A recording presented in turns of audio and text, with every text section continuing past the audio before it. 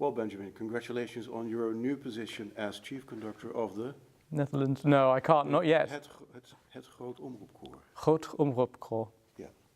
But I've downloaded the Dutch Duolingo. Oh, you did? So, yeah, Okay, good. so I'm on my way. So what do you envision for the choir?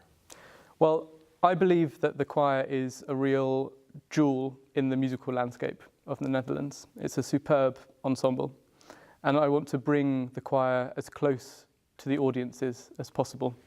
So that means thinking about interesting concert formats, thinking about how we reach our audience, how do we engage our audience, how do we break down the barrier between audience and performer, and bring this vibrant, living ensemble to the people.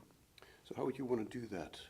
Create these workshop sort of situations, daily project like Benjamin Goodson did for community projects with choirs? The first thing I want to look at is I want to think about a concert format which is not a traditional concert format in the sense that you have an audience watching a performance on a stage and there's a sort of wall between the two.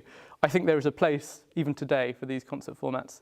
But the great thing about a choir is that the choir only requires the bodies of the performers to sing. You don't need a great big orchestral setup. And that gives us a real flexibility. So I want to think about a new concert format which doesn't have this separation between performers and audience, where there's movement around the space, where the audience can come much closer to the performance to feel what it is like to be next to this body of sound. A more informal space where there's also talk, discussion. What does singing mean to you? I think it's the most fundamental musical expression that we have. Also the most human and personal, in the sense that it is simply, well, it's not simple, but it is simply the human body producing this wonderful sound. And I think I'm right in saying that there is no community ever discovered that has language which doesn't also have song. So I think it's a very primal human thing, is song, and also singing together. And I think that therefore when a choir performs, there is a sort of immediacy of the connection that sound makes, because it's something that resonates, literally resonates with all of us. So did you grow up in this eminent choral tradition of Britain? I came very late to it. I sang at Oxford, where I studied music. So you didn't grow up in a boys' choir? No. I came very late to classical music. My grandma was my first piano teacher. No one in my family has been a professional musician before. My grandma is a good amateur pianist, was my first teacher. But classical music evaded me. I started by playing jazz and pop and soul. And it wasn't until I started singing at school, so when I was 16 or 17. So playing what in jazz? Piano? Piano, yeah. And then I started singing.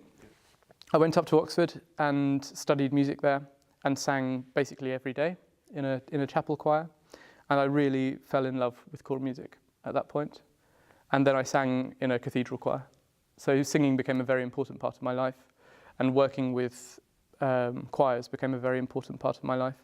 And I realized that not only was classical music what I absolutely wanted to do, but I wanted to work with text, and I wanted to work with voices, and I wanted to be involved in this endlessly fascinating project, which is to take many people and try to unify them, try to make them speak as one instrument.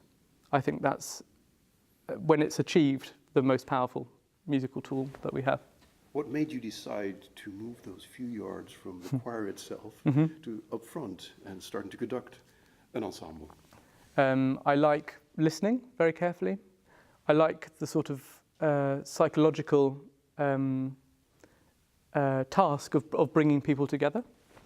And I like thinking about meaning and interpretation and sound, and trying to transmit that to bring these individuals together and letting them retain their individuality, but in something which is a synergy, a whole, a unified whole. As an orchestral conductor, it's not mandatory that you play the violin, no. the oboe, but as a choral conductor, it is expected from you that you sing, that you know how to communicate to a choir, explain with your own voice. You must be a good singer. I was fine to sing, but I would never have been a top soloist. I think that's right. It's a very interesting difference. I think it's very helpful, not necessarily to be able to demonstrate yourself, but to be able to at least communicate with a sense of how things work vocally.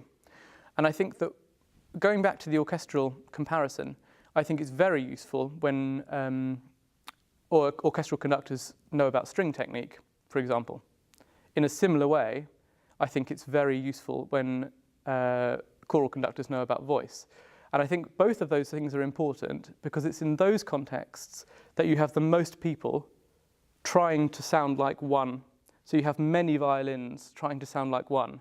And therefore being able to direct very specifically how you want the sound produced is useful. Do you recall the first time you heard the Groot Omroepkoor? What sort of ensemble did you encounter?